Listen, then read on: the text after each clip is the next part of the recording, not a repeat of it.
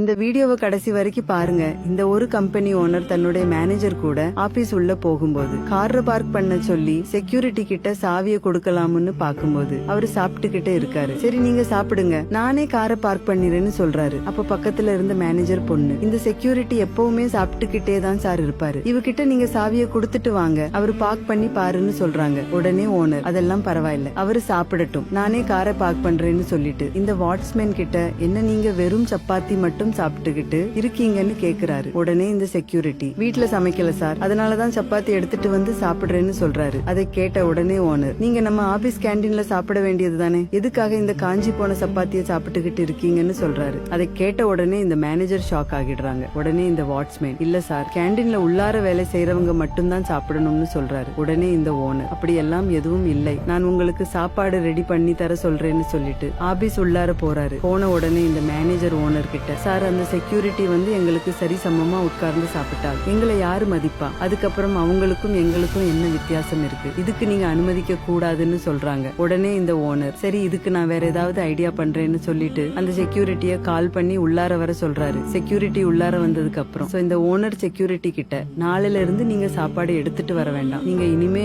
கேண்டீன்லயே சாப்பிடுங்கன்னு சொல்லிட்டு இந்த மேனேஜர் பொண்ணு கிட்ட, இங்க பாருங்க மேடம், நாளையில இருந்து உங்களுக்கு கேண்டீன்ல சாப்பாடு கிடையாது, நீங்க கேண்டீன்ல சாப்பிடவும் கூடாது, உங்களுக்கு எவ்வளவு ரிச்சா வேணுமோ இனிமே நீங்க வீட்ல இருந்து சாப்பாடு எடுத்துட்டு வாங்க, இல்லன்னா கேண்டீன்ல வாங்கி சாப்பிடுங்கன்னு சொல்றாரு. இந்த கம்பெனி ஓனர் செஞ்ச செயல் சரின்னு நினைக்கிறவங்க இந்த வீடியோவுக்கு ஒரு லைக் போட்டு கமெண்ட்ல சூப்பர்னு கமெண்ட் பண்ணுங்க.